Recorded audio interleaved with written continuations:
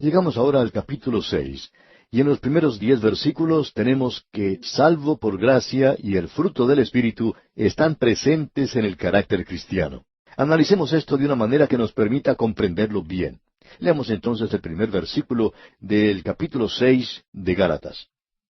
Hermanos, si alguno fuere sorprendido en alguna falta, vosotros que sois espirituales, restauradle con espíritu de mansedumbre, considerándote a ti mismo, no sea que tú también seas tentado. Muy bien, entonces, escuche lo que aquí dice Pablo. Hermanos, si alguno fuere sorprendido en alguna falta. Ahora, ¿a quién se refiere este alguno? Bueno, es un término genérico e incluye a cualquier persona que sea creyente. Puede ser un hombre o una mujer. Quiere decir, hermanos, si un creyente fuere sorprendido en alguna falta, podríamos decirlo así. Y el versículo continúa, vosotros que sois espirituales, restauradle con espíritu de mansedumbre, considerándote a ti mismo, no sea que tú también seas tentado. Como usted ve aquí, se menciona la mansedumbre, que es uno de los frutos del Espíritu. Entonces, amigo oyente, ¿notó usted lo que dice aquí? Pablo dice, hermanos, si alguno fuere sorprendido en alguna falta. Ahora, esa palabra falta proviene de la palabra parapipto, que quiere decir el caer o postrarse. Es una palabra que se usa en la oportunidad cuando el Señor Jesucristo fue al jardín de Getsemaní y se apartó un poco de sus discípulos y se postró sobre su rostro a orar. Es la misma palabra. Puede indicar el tropezar, más o menos. Si alguno fuere sorprendido en alguna falta, o sea, si él tropieza, si alguno fuere sorprendido en alguna falta, y esa palabra falta aquí es una palabra que puede o no puede indicar un gran pecado, pero puede ser que se haya cometido una grande equivocación. ¿Qué es entonces lo que tenemos que hacer nosotros con una persona así?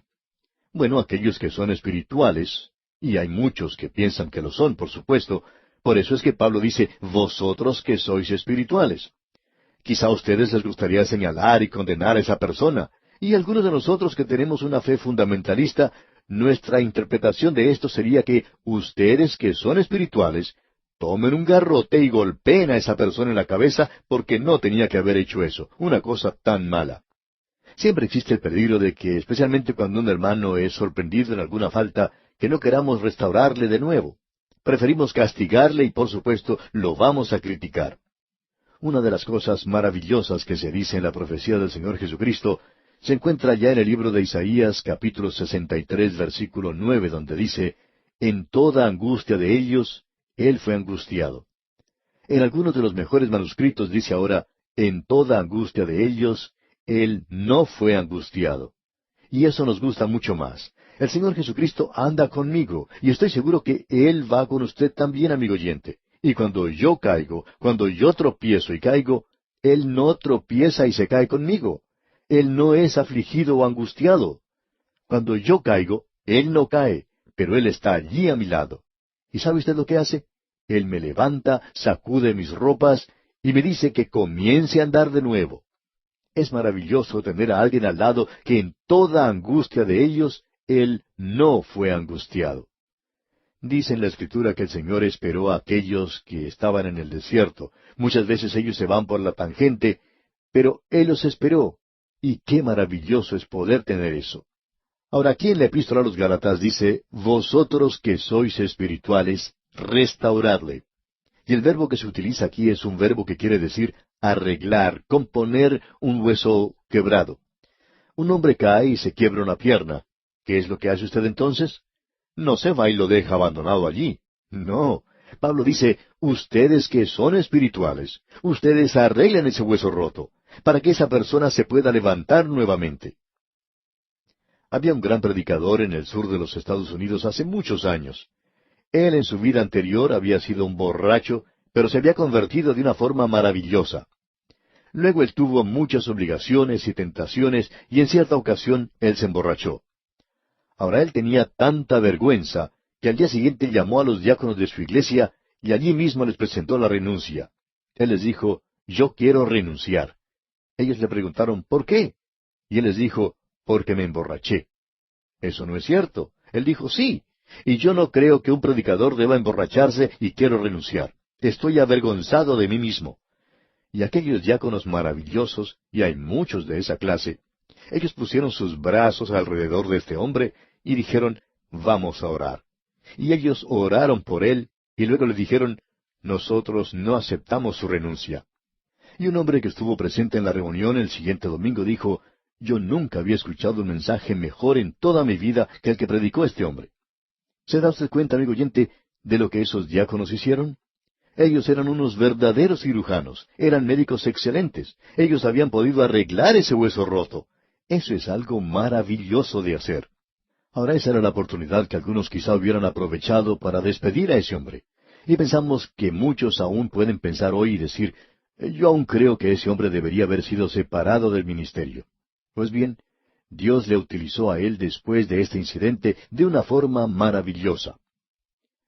Y Pablo dice, vosotros que sois espirituales, restauradle. ¿Y cómo lo hace uno? Con espíritu de mansedumbre. Usted le debe restaurar con el fruto del Espíritu, amor, gozo, paz, paciencia, benignidad, bondad, fe. Y ahora escuche usted, mansedumbre. Esa es la palabra. Se le debe restaurar con espíritu de mansedumbre. ¿Por qué? Considerándote a ti mismo, no sea que tú también seas tentado. Fue ese gran hombre, Germán Girdy, quien dijo, yo no he visto cometer algún pecado o algún crimen que yo también pueda haber cometido. No crea que usted es inmune a hacer aquello por lo cual usted está señalando a otra persona y acusando a su propio hermano. Usted puede hacer la misma cosa que él hizo y quizá peor aún. Por tanto, restauradle con espíritu de mansedumbre. Esto es algo maravilloso. Llegamos ahora al versículo 2 de este capítulo 6 de la Epístola a los Gálatas. Y quisiéramos que usted lo observe con atención, amigo oyente, porque es un versículo muy importante. El autor de estos estudios bíblicos, el doctor J. Vernon McGee, decía que cuando era jovencito, este versículo le había hecho dudar en cuanto a la Biblia. Decía él que en muchas de las pequeñas ciudades, que ya son cosa del pasado, siempre tenían algún personaje que era conocido como el ateo del lugar, un libre pensador. Puede que haya sido alguno de los ciudadanos más destacados del lugar. En la pequeña ciudad donde vivía el doctor McGee, cuando era niño, se notaba la falta de muchas cosas. No tenían iluminación en las calles, ni siquiera tenían electricidad. Utilizaban lámparas para la luz. No tenían veredas, tampoco existían calles pavimentadas. No había agua corriente, tampoco ninguna clase de cañería en la casa. Pero no les faltaba allí el ateo del lugar. Este hombre había anunciado que hablaría en la esquina de la plaza todos los domingos por la mañana, es decir, si se lo permitía el tiempo. Y por lo general él lograba reunir una gran multitud, unas 12 personas que lo escuchaban. El doctor McGee decía que para él, este hombre era una persona extraordinaria, porque lo escuchaba todos los domingos cuando se dirigía hacia la escuela dominical. El doctor McGee siempre se detenía en el camino a escucharlo, y lo que más le sorprendía acerca de este hombre era que su boca estaba un poco torcida, como si hubiera sido cortada al sesgo. Ahora, él siempre masticaba tabaco. Y sabe, él desafiaba la ley de la gravedad. Lo que le fascinaba al doctor McGee era que cuando uno tiene la boca torcida como este hombre, al sesgo, uno espera que el jugo del tabaco se le saliera por la parte más baja de la boca. Pero eso no sucedía con este hombre. Siempre se le salía por la parte de arriba. De modo que este hombre no solamente estaba desafiando a Dios, sino que también desafiaba la ley de la gravedad. Él ponía la Biblia en ridículo y siempre señalaba algunas supuestas contradicciones que según él existían en la Biblia. Y una de sus favoritas era este versículo 2, de aquí de este capítulo 6 de la Epístola a los Gálatas. Dice allí, sobrellevad los unos las cargas de los otros, y cumplid así la ley de Cristo. Ahora él decía, aquí en este mismo capítulo, unos versículos más adelante, en el versículo 5 dice, porque cada uno llevará su propia carga. Y luego este hombre decía, eso obviamente es una contradicción en la Biblia. Y toda esa gente en esa pequeña ciudad que escuchaban a este hombre, pues se quedaban parados con la boca abierta, sin saber qué contestar. Pero, ¿cómo le contestaría usted, amigo oyente, a un hombre así? Bueno, existe una respuesta muy fácil si solo lo hubieran conocido entonces. Las cargas son aquellas cosas que todos nosotros tenemos en común. Todos tenemos cargas. No todos somos ricos.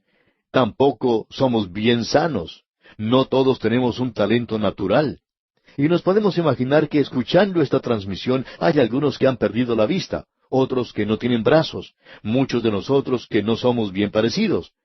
Pero todos nosotros tenemos cargas, y las cargas no son las mismas. Hay un proverbio español que dice, no hay casa donde tarde o temprano no haya silencio. El silencio llega a todos los hogares. También tenemos un proverbio francés que dice, cada uno piensa que su carga es la más pesada. Y Jorge Herbert lo expresó de esta manera, nadie conoce el peso de la carga de los demás. Una maestra de escuela dominical acostumbraba a decir, hasta los niños tienen su carga. Ahora todos nosotros tenemos cargas, pero no todos tenemos la misma carga. ¿Y sabe usted, amigo oyente? Hay 11 palabras diferentes en la Biblia que se traducen por esta palabra carga. Hay dos clases de cargas. Existe la carga que uno puede compartir con otro, y luego existe la carga que usted tiene que sobrellevar. Y de eso es que Pablo habla aquí. Ahora ese hombre ateo en esa pequeña ciudad que mencionara el Dr. Magui no sabía de la diferencia que existía en esas dos palabras en el idioma griego. En el versículo 2, uno lo puede traducir, continúen llevando la carga de los demás. La palabra usada aquí es barros, que quiere decir algo pesado. Es la carga y el calor del mediodía.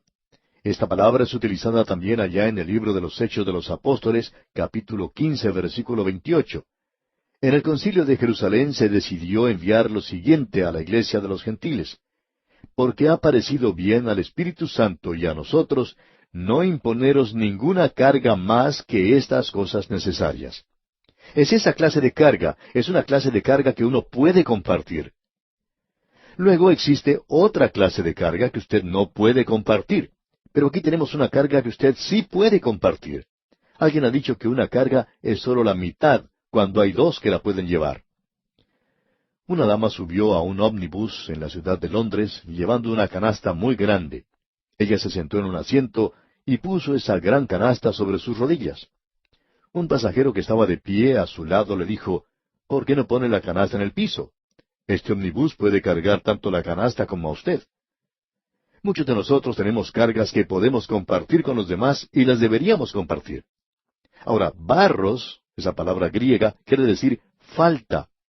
Si alguno fuere sorprendido en alguna falta, esa es su carga. Puede haber sido un pecado pequeño. Usted puede ayudar a esa persona a llevar la carga. Una enfermedad quizá, una falta, una debilidad, una ignorancia. Quizá esa persona está haciendo algo que en realidad no conoce. Tiene cierta presión, cierta tensión, cierto dolor. Hay tantas de estas cosas. Y esta palabra barros enfatiza el peso, algo que es pesado. Eso es algo que usted puede compartir. Luego él continúa diciendo en el versículo 3, porque el que se cree ser algo, no siendo nada, a sí mismo se engaña. Usted ya se ha dado cuenta que Pablo puede hacer las declaraciones más maravillosas que nos podamos imaginar. Uno las puede detectar aquí. Ya hemos encontrado varias de ellas en esta epístola a los Gálatas, y aquí tenemos otra. Es realmente una joya. Es un lema que muchos de nosotros podríamos colocar en la pared de nuestros hogares para poderlo leer de vez en cuando. Dice el versículo 3 otra vez, porque el que se cree ser algo, no siendo nada, a sí mismo se engaña. Y nosotros no engañamos a nadie, necesitamos darnos cuenta de eso. Cierto hombre dijo lo siguiente refiriéndose a otra persona. Me gustaría comprar a ese hombre por lo que vale y vendérselo a él mismo por lo que él piensa que vale.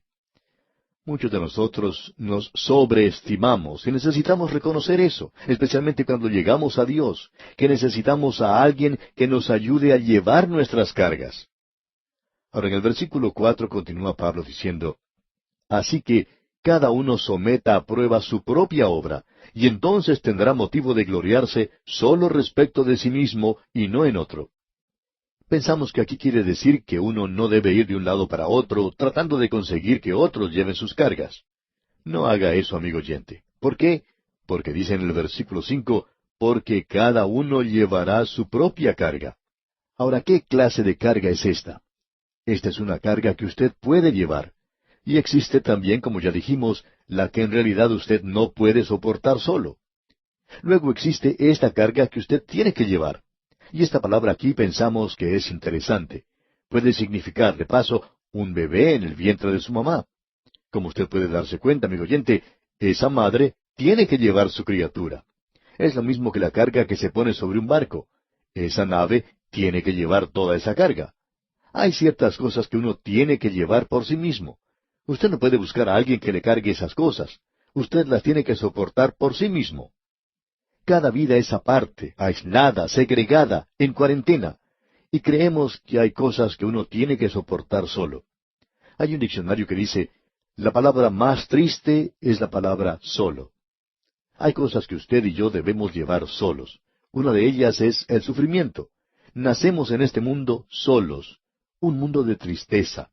Sufrimos solos. Tenemos que enfrentarnos a ciertos problemas solos, el sufrimiento y la enfermedad física. Usted se puede dar cuenta de esto cuando alguno de sus hijos se enferma y tiene una fiebre muy alta. Usted mismo desea tener esa fiebre para que el pequeño no sufra, pero es algo que no se puede hacer. Hay cosas que tenemos que sobrellevar nosotros mismos, amigo oyente. También existe la angustia mental. Hay algún ser querido que está alejado de Dios y usted sufre por eso, y usted no puede compartir ese sufrimiento con otra persona. Y luego llegará el día cuando tendrá que pasar por el valle de sombra de muerte. Thomas Hobbes lo dijo de esta manera: estoy dando un salto terrible en la oscuridad y solo. Y qué trágico es el tener que hacerlo de esa manera, amigo oyente. Tenemos luego el tribunal de Cristo.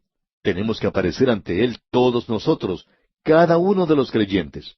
Nosotros tenemos que comparecer allí para que nuestras obras sean juzgadas. Usted ya sabe eso. Y luego, por supuesto, hay otras cargas que usted no puede compartir y que tampoco puede llevar.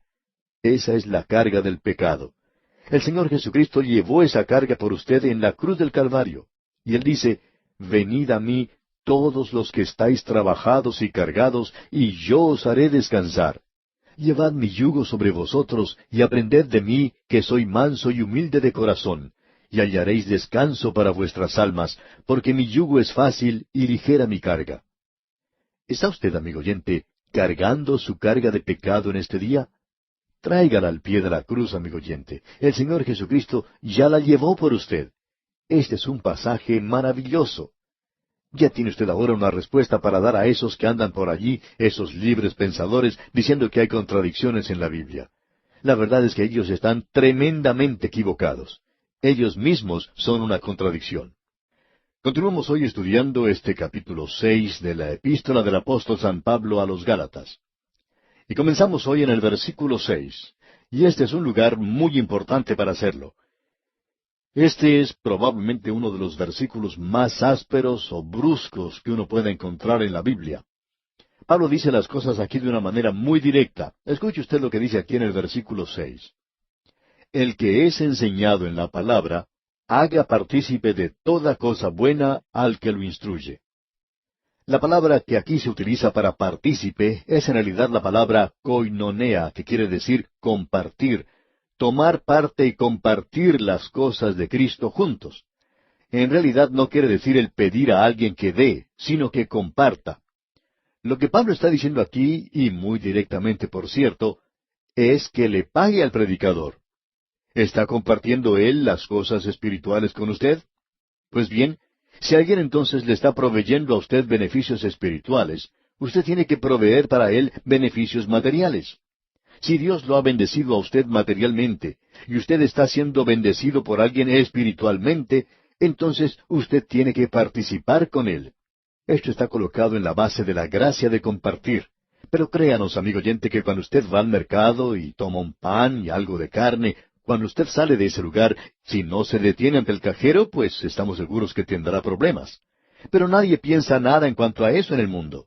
Pero cuando alguien viene y le ministra a usted cosas espirituales, y usted pasa por el mostrador y no paga, no comparte en realidad, pues la palabra de Dios dice aquí que usted tiene que compartir con ellos. Esa es la razón por la cual decimos de vez en cuando que donde usted está recibiendo su bendición, allí es donde usted debe dar su apoyo, su sustento. Si usted, amigo oyente, está asistiendo a una buena iglesia bíblica, pues apóyela, ayude en el sostenimiento de esa iglesia. O si usted está recibiendo una bendición de un programa radial, Entonces usted debería compartir, participar, ayudar allí, porque así es como Dios quiere que sea. Alguien envió una contribución a nuestro programa en cierta ocasión y en su carta decía, estoy cansado de recibir todo de balde. Pues bien, uno puede apreciar eso. También existe cierta idea de decir por radio o por algún programa radial que todo lo que se ofrece es gratis y luego uno le pide a la gente que le envíe algo. Bueno, eso no quiere decir que es gratis, ¿verdad? Honradamente hablando, amigo oyente, pensamos que debemos ser francos en el día de hoy. Uno tiene que pagar por el tiempo que ocupa en una emisora. Las emisoras insisten en eso. Hay que pagar diferentes cuentas de imprenta. El correo siempre quiere que uno le pague por las estampillas que usa. Y luego hay muchas otras cosas que pagar como la luz, el agua, el teléfono, etcétera. Uno tiene que pagar todo eso si quiere seguir transmitiendo la palabra de Dios por radio. Pensamos que el apóstol Pablo está siendo así tan directo aquí en este versículo 6 cuando dice, el que es enseñado en la palabra, haga partícipe de toda cosa buena al que lo instruye. La palabra koinonea indica compartir con aquel que le está enseñando a usted estas cosas. Ahora, Pablo dice aquí en el versículo 7, no os engañéis, Dios no puede ser burlado, pues todo lo que el hombre sembrare, eso también segará. Aquí tenemos uno de esos destacados pasajes de la Escritura que pensamos necesita ser considerado en la actualidad. Pablo está presentando aquí un gran principio. Lo que Pablo está diciendo aquí es, he aquí un segador salió a segar. Ahora el Señor Jesucristo habló sobre el sembrador que salió a sembrar, pero la Biblia también nos enseña sobre el segador que salió a segar. Y el versículo 8 dice, porque el que siembra para su carne, de la carne segará corrupción, mas el que siembra para el Espíritu, del Espíritu segará vida eterna. Esto que se menciona aquí es algo inmutable, irrevocable, invariable, inalterable, que nunca puede ser cambiado ni una jota, y es aplicable, creemos nosotros, a cada esfera y campo de acción de nuestra vida. Usted puede utilizar esto en el campo de la agricultura y de la horticultura. Un hombre siembra trigo, y eso es lo que cosecha, trigo. Puede sembrar arroz, y cosechará arroz. Usted nunca puede conseguir peras del olmo, por ejemplo. La planta de sandía puede avanzar 5 o 10 metros en una dirección, y nunca me he enterado que una de esas plantas haya hecho la equivocación de producir un zapallo, por ejemplo. Siempre se consigue de esta planta sandías. Y se encontró en antiguas tumbas de Egipto semillas de trigo, y éstas habían sido colocadas en ese lugar hace 5,000 años. ¿Y sabe usted lo que pasó? Cuando uno siembra esas semillas, puede cosechar, sí, trigo. La semilla no se olvidó que era trigo en los 5,000 años que pasaron. El principio que tenemos entonces es que lo que usted siembra, eso es lo que va a cosechar. Hay tantos hombres en la Biblia que sirven como una ilustración para esto. Jacob engañó a su padre. Él pretendió ser el mayor de los hijos cuando en realidad era el menor. Usted recuerda que él cubrió sus manos y brazos con pieles de cabrito. Su padre lo tocó y también lo olió, y eso no habla muy bien de Esaú, ¿verdad? Él era un hombre que trabajaba en el campo y aparentemente olía a cabrito. Y Jacob engañó a su padre. Él huyó de su hogar y se fue a vivir con su tío Labán, y parecía que se había salido con la suya al engañar a su padre. Pero Dios dice, amigo oyente, que lo que el hombre sembrare, eso también segará. No va a segar algo parecido, usted segará algo idéntico. ¿Qué es lo que ocurrió entonces? Bueno, este hombre Jacob se enamoró de Raquel y trabajó 7 años por ella. Tuvieron la fiesta del casamiento, y cuando él le levantó el velo del rostro de la novia, ¿qué fue lo que encontró? No era Raquel, la hija menor de Labán, sino que era Lea, la mayor. Ella no era tan hermosa como Raquel, podemos decir de paso. Pensamos que este joven Jacob en su luna de miel aprendió una lección, y esa lección es que él había engañado a su padre, habiendo pretendido ser el mayor cuando en realidad era el menor. Y ahora él recibe la hija mayor de Labán cuando pensaba que se estaba casando con la menor. Ahora, ¿recuerda usted a Acab y Jezabel? Ellos pensaban que también se habían salido con la suya. Ellos eran el rey y la reina. Ellos tomaron la viña de Nabot y pensaron, bueno, nos vamos a salir con la nuestra aquí. Pero el profeta Elías les dijo, ustedes no se van a salir con la suya. En el mismo lugar donde lamieron los perros la sangre de Nabot, los perros lamerán también tu sangre, tu misma sangre. Bueno, Uno no podía creer que eso podía suceder. Acab decía, bueno, yo me mantengo lejos de ese lugar entonces. Pero al continuar leyendo la historia, uno puede enterarse que él fue herido en una batalla fatalmente y le dijo a su cochero que lo sacara del lugar de la batalla. ¿Y a dónde lo llevó el cochero? Pues quizá por casualidad lo llevó a la viña de Nabot, al mismo lugar donde Nabot había sido asesinado. Y allí es donde él murió. Y lavaron el carro en el estanque de Samaria, dice la Escritura, y los perros lamieron su sangre. Pablo estuvo presente en la lapidación de Esteban. Él quizá hasta pudo haber sido uno de los promotores de eso, y a él también lo atacaron a pedradas en Listra y en Derbe, cuando él llegó a visitar a los Gálatas. Ahora alguien quizá diga, bueno, pero él llegó a ser un creyente, sus pecados fueron perdonados. Sí, amigo oyente, son perdonados, pero esa es la ley de Dios. Siempre obra. Lo que el hombre sembrare, eso también segará. Eso ha sido cierto en la vida de muchas personas. Lord Byron dijo, mi vida está en una pálida hoja, los frutos y las flores del amor ya han pasado, pero el gusano, la llaga y el dolor son solamente míos. Un conocido evangelista, el señor Mel Trotter, quien antes había sido un borracho, estuvo visitando una vez la ciudad de Nashville en los Estados Unidos, y una noche se reunieron varias personas y fueron juntos a un restaurante, y algunos comían helados, otros tomaban batidos y otras cosas, pero él lo único que pidió fue agua mineral. Todos los que estaban con él se comenzaron a burlar un poco de él por lo que hacía, y le preguntaron por qué tomaba agua mineral nada más. Y su respuesta fue, cuando el Señor me dio un nuevo corazón en mi conversión, Él no me dio un nuevo estómago, y estoy pagando por esos años en los cuales bebía alcohol. Debemos decir, amigo oyente, una vez más, que todo lo que el hombre sembrare, eso también segará. No os engañéis, Dios no puede ser burlado. Usted no puede escapar a eso, amigo oyente. Usted no podrá salirse con la suya. Hay muchos jóvenes en la actualidad que están abusando de las drogas y muchos también que están abusando del sexo. Y por supuesto, algunos de ellos ya han comenzado a cegar la consecuencia de eso.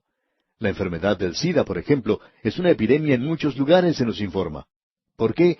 Porque Dios dice que usted no puede escapar a las consecuencias. No importa lo que haga, no importa las píldoras que tome o cualquier otra cosa que haga. Dios dice que usted segará lo que siembre, amigo oyente. ¿Por qué? Porque Dios no puede ser burlado. Si usted siembra trigo, eso es lo que van a hacer. Cuando usted siembra el pecado, eso también es lo que nacerá. Alguien dirá, bueno, yo he sido convertido. Muy bien, usted todavía tendrá que pagar eso algún día. Usted tendrá que segar lo que ha sembrado, amigo oyente. Bueno, mejor sería que sigamos adelante y salgamos de aquí. Esto es bastante fuerte, como bien puede usted apreciar, y eso es algo que hoy Él está haciendo que se aplique aquí a los creyentes. Leamos ahora el versículo 8 de este capítulo 6 de la Epístola a los Gálatas. Porque el que siembra para su carne, de la carne segará corrupción, mas el que siembra para el Espíritu, del Espíritu segará vida eterna. ¿Qué es lo que hará? Segará vida eterna. Ahora, segará vida eterna quiere decir los frutos del Espíritu. Y quiere decir la gloriosa perspectiva del futuro. Creemos que muchos creyentes en realidad deberían temer el regreso del Señor Jesucristo por los suyos, porque entonces nosotros deberemos presentarnos ante el tribunal de Cristo para rendir cuentas de las cosas que hemos hecho en la carne. Y, amigo oyente, usted puede ser salvo, pero puede ser algo bastante engorroso para usted en ese día cuando tenga que dar cuenta de su vida al Señor. El apóstol Juan menciona el hecho de que es posible el ser avergonzado en su aparición, porque si usted va a vivir en la carne y producir las cosas de la carne, y no estamos diciendo aquí que usted va a perder su salvación, no creemos que eso pueda suceder. Pero usted, amigo oyente, estamos seguros, perderá su premio, su galardón, y verá que ese puede ser un día bastante oscuro para usted al estar delante del Señor. Allá en su primera epístola, capítulo 2, versículo 28, el apóstol Juan lanza esta advertencia. Permaneced en Él, para que cuando se manifieste tengamos confianza, para que en su venida no nos alejemos de Él avergonzados. Tenemos también el otro lado de las cosas. Ese es el lado más brillante, digamos. Él había puesto la luz roja, pero ahora pone la luz verde. Notemos lo que dice el versículo 9. Tenemos aquí algo para su consuelo, para que usted no pierda el entusiasmo. Notemos lo que dice este versículo 9 del capítulo 6 de la Epístola a los Gálatas. No nos cansemos, pues, de hacer bien, porque a su tiempo segaremos si no desmayamos. Ahora, amigo creyente, permítanos decirle esto. Y sabemos que estamos hablando a personas que dicen lo mismo que lo que dijo un padre en cierta ocasión. Estoy preocupado por mis hijos. La marea está en mi contra, las escuelas están en mi contra, los otros padres parecen estar en mi contra y también mis amigos. Pero yo quiero que mis hijos crezcan de una forma correcta. Pues bien, amigo oyente, si usted siembra la semilla correcta, entonces segará lo mismo que ha sembrado. Debe ser paciente. Pablo dice en el versículo 9, y vamos a leerlo otra vez, no nos cansemos pues de hacer bien, porque a su tiempo segaremos si no desmayamos. Uno no puede ir y cortar las plantas cuando se le ocurra. Tiene que esperar hasta el tiempo de la cosecha. Así es que uno tiene que seguir sembrando, amigo oyente. Usted puede tener sus problemas y dificultades hoy. Pues bien, siga sembrando la palabra de Dios. Y el Señor dice que la palabra de Dios, su palabra, no volverá a él vacía. Es como la lluvia que nos viene desde el cielo. Usted siembra y luego llegará la cosecha en el tiempo que corresponda. Usted recuerda que Abraham creyó a Dios, y él anduvo con Dios en la tierra de Canaán, y que el cananeo estaba entonces en su tierra. Ese cananeo era un idólatra y una persona perdida. Luego llegó Isaac, un niño en su hogar, que creció y se convirtió en un hombre. Y un día Abraham lo lleva al monte Moria. ¿Y qué pasó? Él ofrece a Isaac como un sacrificio, pero Dios no permitió que él consumara ese sacrificio.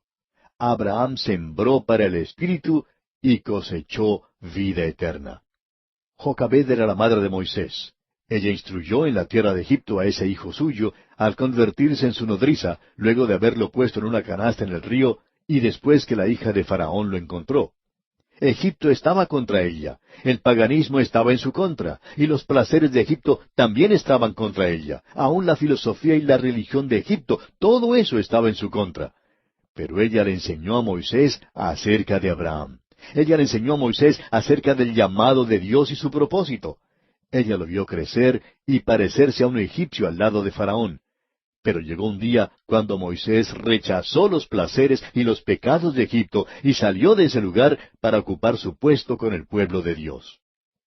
Nuevamente tenemos que decir, todo lo que el hombre sembrare, eso también segará. Luego tenemos a David.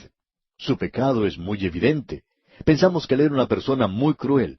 Recordamos que cuando hablamos de él hace algún tiempo, recibimos cartas de todas partes y en ellas algunas personas decían, ese hombre era terrible y ustedes lo defendieron.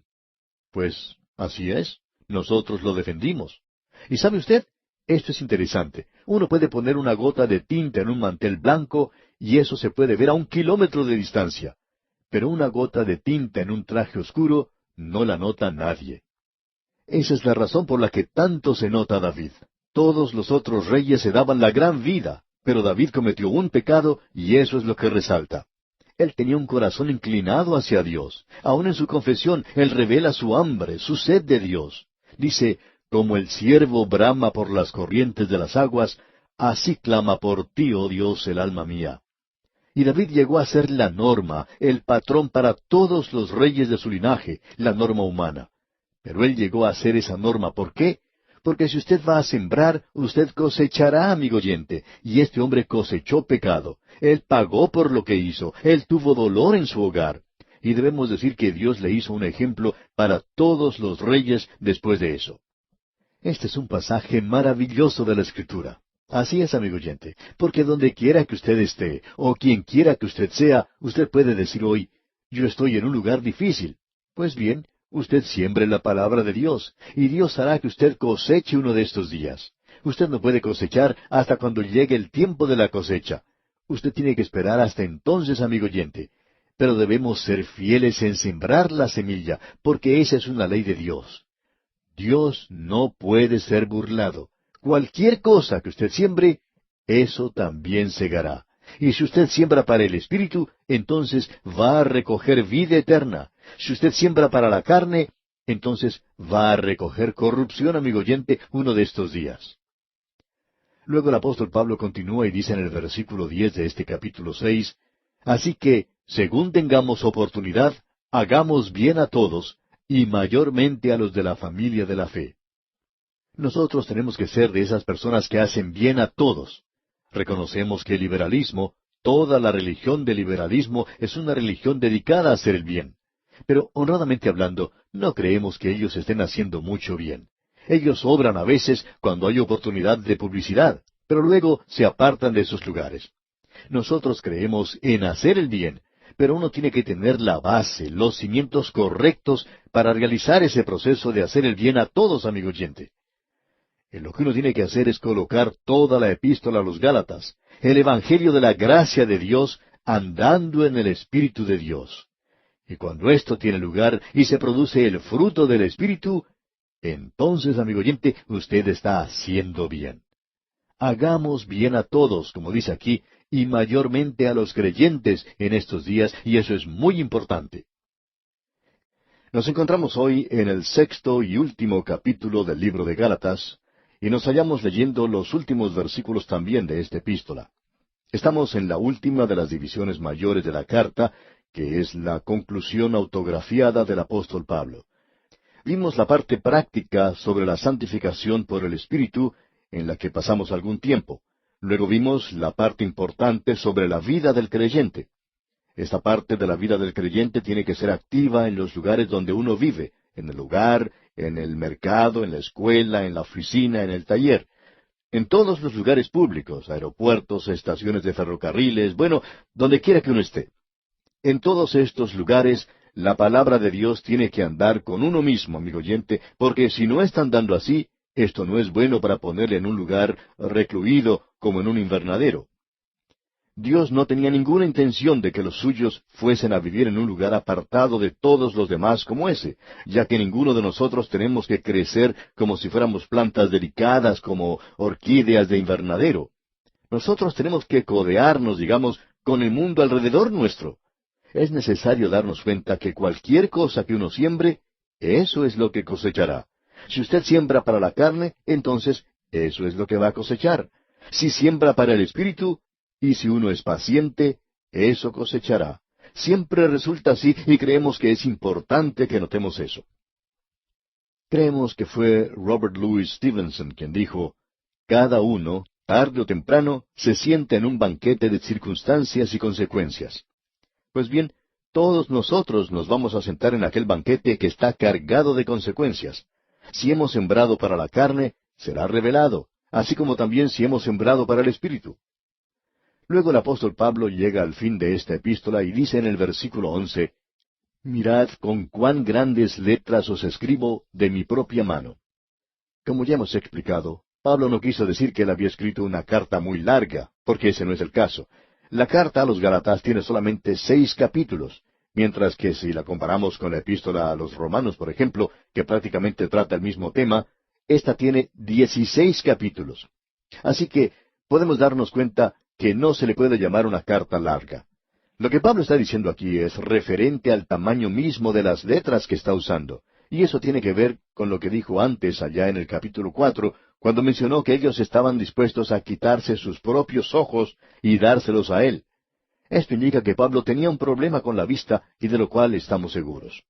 Ahora luego, el apóstol dice en el versículo 12 de este capítulo 6 de su epístola a los Gálatas, todos los que quieren agradar en la carne, éstos os obligan a que os circuncidéis, solamente para no padecer persecución a causa de la cruz de Cristo. Este es un tema de discusión de importancia para Pablo, y se refiere a andar contando cabezas, el que uno puede informar que ha obtenido tantas personas convertidas. Pablo dice que la razón por la cual los judaizantes quieren llevarles al legalismo y a la circuncisión es para ellos poder informar que han logrado que esa persona se convirtiera al judaísmo, y entonces permite que ellos luzcan bien ante ciertas personas. En realidad, uno nunca se crea problemas a sí mismo predicando el legalismo. Esto es algo que es agradable para la naturaleza del hombre, porque la ley es dada para limitarlo. Y muchos de nosotros pensamos, por cierto, que la otra persona debería ser limitada en lo que hace. Esa es la vieja naturaleza del otro hombre. En cierta oportunidad, un muchacho estaba manejando un automóvil a gran velocidad en una zona peligrosa de cierta ciudad, y un hombre que estaba por allí y lo vio, sugería que se hiciera arrestar a ese joven para que obedeciera la ley, que fuera colocado en la cárcel y otras cosas por el estilo. Este hombre es uno de esos que rechazan la gracia de Dios, un hombre que no es salvo, y ciertamente seguía el legalismo, como podemos apreciar. Cada uno de nosotros quiere que la otra persona obedezca la ley, y francamente a nosotros nos gusta una ley que sea fácil de obedecer. Es como cuando uno iba al colegio de niño y tomaba parte en las carreras de obstáculos. Uno comenzaba saltando vallas que tenían como 1 metro de altura, y cuando llegaba al 1 metro y 25 centímetros, entonces comenzaban los problemas y las dificultades. Así es que cuando practicaba, pues tenía que hacerlo siempre saltando 1,25 metros. Y cuando uno salta esas vallas a una temprana edad, pues eso es bastante alto. Sucedía que uno no quería practicar mucho de propia voluntad. Y esa es la forma en que la mayoría de la gente reacciona en cuanto al legalismo. Ellos quieren saltar las vallas, pero no quieren que éstas sean demasiado altas para ellos. A todos les gusta hacerlo de una manera fácil. El legalismo es muy popular. Lo que lo hace a uno impopular es predicar la gracia de Dios. Eso es lo que el corazón humano encuentra repulsivo. Es el tropiezo de la cruz. Y luego el apóstol Pablo dice aquí en el versículo 13, porque ni aun los mismos que se circuncidan guardan la ley, pero quieren que vosotros os circuncidéis para gloriarse en vuestra carne. Lo interesante que hay que notar aquí es que aquellos que dicen que están viviendo por la ley, no lo están haciendo en realidad.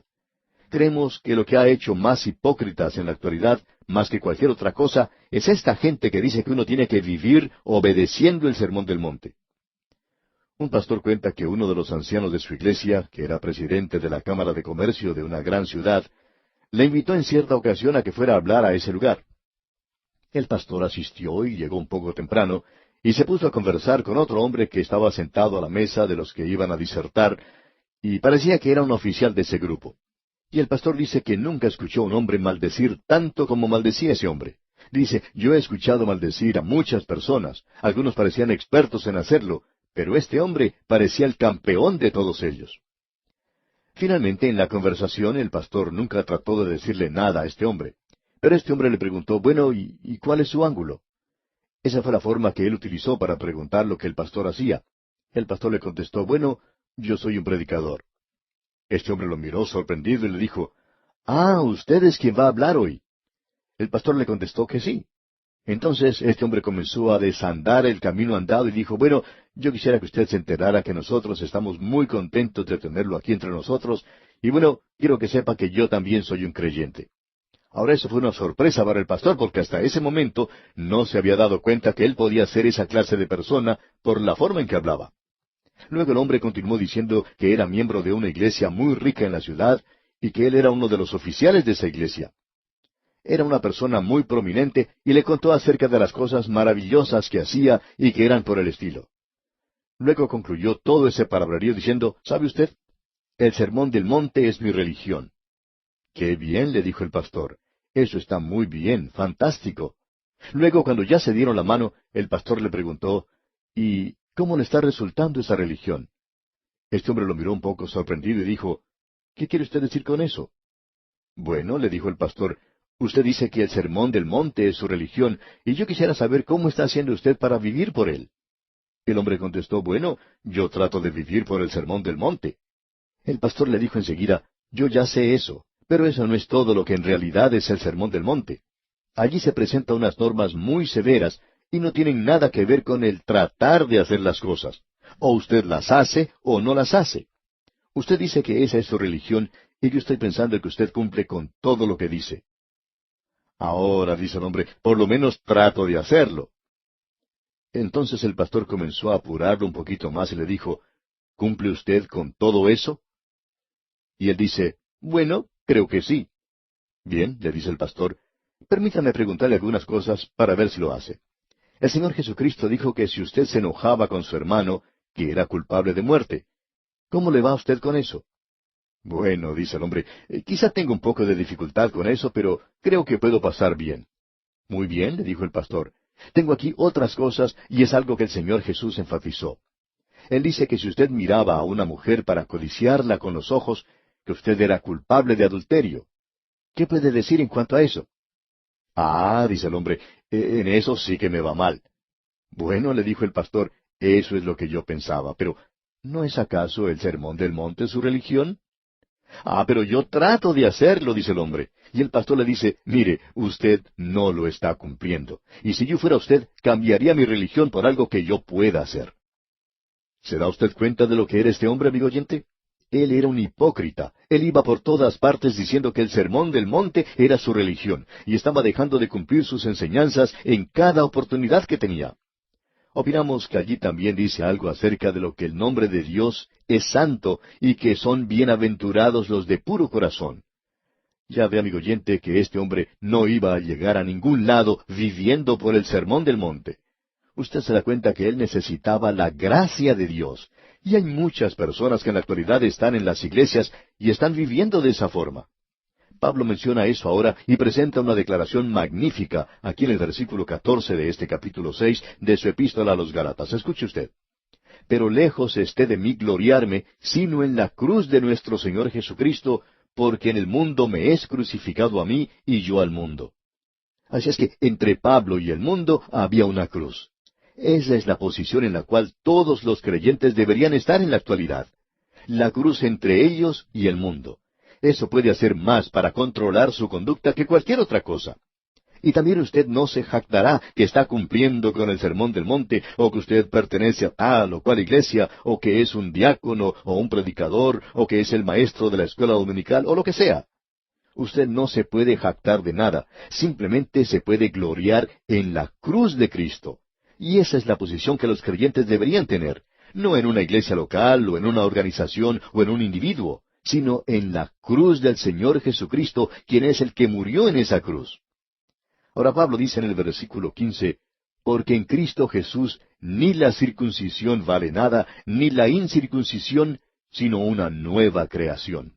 Pablo presenta ahora algo aquí que para nosotros es la segunda escritura que encontramos en este pasaje. La circuncisión era un tipo de escritura en el cuerpo. Era simplemente un distintivo que usted estaba bajo el pacto de Abraham y nunca tenía ningún valor. Es como el llevar un botón. Usted pertenece a cierta asociación o agrupación y lleva un escudo o distintivo y es algo que a veces pierde su sentido. En Cristo Jesús ni la circuncisión vale nada, ni la incircuncisión. Esas cosas no tienen ningún valor, sino una nueva creación. Lo importante que tenemos que notar aquí es que Pablo está diciendo que el legalismo y el distintivo del legalismo no son nada. Y es como si uno ni siquiera los tuviera. Pensamos que hay personas hoy que buscan jactarse del hecho de que ellos han sido grandes pecadores y pasan mucho tiempo contándole a uno acerca de lo pecadores que fueron. Pues bien, amigo oyente, el que usted haya sido circuncidado o que no lo haya sido no tiene ningún valor. Esas cosas son simplemente nada. Lo importante ¿es usted una nueva creación? Es decir, ¿ha entrado el Hijo de Dios en su vida y le ha hecho a usted una nueva creación en Cristo Jesús? Eso únicamente se produce a través de la fe en Cristo. Usted se da cuenta, amigo oyente, que Pablo nunca hubiera tenido ninguna dificultad con el legalismo en su día, si él hubiera querido competir en ese campo. Permítanos ilustrar esto. Supongamos que en el mercado, donde ya existen muchas clases de jabones, se presenta un nuevo jabón. Quizás lo deberíamos llamar limpio, porque eso es algo que la mayoría de los otros ha olvidado. Hablan mucho de lo bien que huele el jabón, de que lo hace sentir bien a una persona, pero nunca escuchamos a nadie decir que el jabón lo limpia bien a uno. Eso, creemos nosotros, es el propósito del jabón. Así es que usted y yo presentamos al mercado un nuevo jabón. Comenzamos a hacer publicidad para este producto y decimos que este es el único jabón que existe que lo puede limpiar a usted. Así es que usted debe comprar jabón limpio para llegar a ser limpio. Debemos decirle que esto nos crearía problemas inmediatamente si decimos que es el único jabón, porque hay muchos otros, y los productores comenzarían a poner el grito en el cielo. Pero eso es lo que Pablo está diciendo. Si Pablo hubiera dicho, bien, el judaísmo era bueno, pero el cristianismo es mejor, entonces él no hubiera tenido ninguna clase de problemas, porque eso es lo que los expertos en propaganda, en publicidad, dicen hoy. Son todos jabones diferentes, pero ellos dicen, nosotros tenemos el mejor, nosotros hacemos una mejor obra o una mejor labor que lo que pueden hacer los otros. Allí está la competencia. Usted no puede arriesgarse a decir, el único jabón en el mercado es nuestro jabón, no hay ningún otro jabón, y este es el único que puede lavar bien. Si usted hace eso, entonces sí que va a crearse problemas, amigo oyente. Pero nos damos cuenta aquí que Pablo no dijo eso, que su jabón era un poco mejor que el judaísmo. Él dijo que el judaísmo era nada y que la circuncisión era nada. Que usted esté circuncidado o no lo esté, eso es nada. Y amigo oyente, eso es ponerlo bien claro, dejarlo bien claro. Él dice que la escritura del Espíritu Santo en su vida, dándole a usted una nueva naturaleza, eso es lo que vale. Llegamos luego a la tercera y última escritura en este capítulo 6 de la Epístola a los Gálatas, y la encontramos aquí en los versículos 16 y 17. Y a todos los que anden conforme a esta regla, paz y misericordia sea a ellos y al Israel de Dios.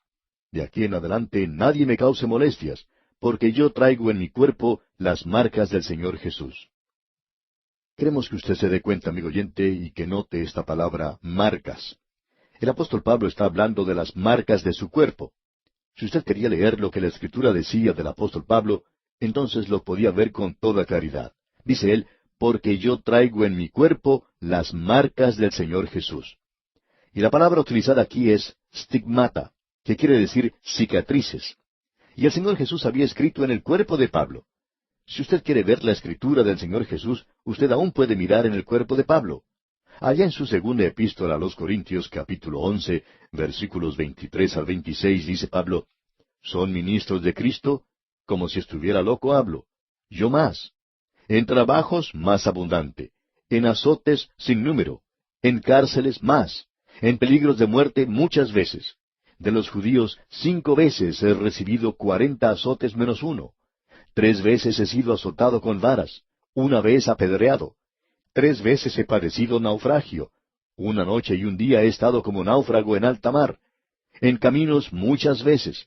En peligros de ríos, peligros de ladrones, peligros de los de mi nación, peligros de los gentiles, peligros en la ciudad, peligros en el desierto, peligros en el mar, peligros entre falsos hermanos. Amigo oyente, ese hombre sí que tenía marcas en su cuerpo. El Señor había escrito en letras grandes en el cuerpo de Pablo. Ahora la stigmata eran los sufrimientos de Jesús en su vida. Usted sabe que en el cuerpo del Señor Jesucristo había 5 heridas, y Pablo fue golpeado por todo el cuerpo. Esa era su stigmata. Esa palabra, digamos de paso, se utilizaba en los días de Pablo. Era usada cuando se escapaba un esclavo. Cuando era hallado y regresaba al lugar de donde había huido, era marcado en su frente. Pensamos que en la frente se ponía las iniciales CF, que quería decir Cava Forum, y también era utilizado por los soldados. Ellos no buscaban que alguien les pusiera algún tatuaje. Muchos de ellos formaban parte de regimientos famosos y tenían inscrito en sus frentes el nombre del comandante. Y luego había aquellas personas que eran devotas de diosas paganas, y había mucho de eso en los días de Pablo en Asia Menor, especialmente en el Imperio Romano. Ellos eran fanáticos y tenían eso inscrito en ellos. Entonces Pablo dice, nadie me cause molestias, porque yo traigo en mi cuerpo las marcas del Señor Jesús. Pablo está diciendo, si ustedes quieren saber o conocer las cosas que les he escrito a ustedes de mi profunda emoción, y las cosas que he escrito con gran convicción, si ustedes quieren saber si yo creo en ellas, y si ellas son una realidad en mi vida, pueden leer mi cuerpo, miren mi cuerpo. Era igual que las marcas que se ponen en el ganado cuando son marcados por el dueño con su nombre o iniciales. Usted siempre podía saber quién era el dueño del ganado por la marca que llevaba. Amigo oyente, la circuncisión no le cuesta nada, es una señal para afuera. Pablo dice que eso es nada, y él había sido circuncidado, pero dice que él ahora trae en su cuerpo las marcas del Señor Jesús. El Señor Jesús ha escrito sobre mi cuerpo y sobre mi vida. Pensamos, amigo oyente, que Él se inclina hoy nuevamente y escribe, no ya sobre la arena en el templo, sino que Él escribe en la vida de aquellos que le pertenecen. Él coloca el hierro de marcar en nosotros, amigo oyente, en sus ovejas y sobre el corazón para la eternidad. Cuán importante es esto el día de hoy, y tan poco de esto se ve en las iglesias del presente. Aquellos que están dispuestos a llevar el reproche por amor de Jesucristo. Y eso es lo que respalda una fe viviente de la cual él está hablando. Y luego Pablo pone punto final a esta epístola, dando la bendición aquí en el versículo 18, y dice, Hermanos, la gracia de nuestro Señor Jesucristo sea con vuestro espíritu. Amén. Y esto es también lo que decimos nosotros al concluir así nuestro estudio de esta gran epístola a los Gálatas.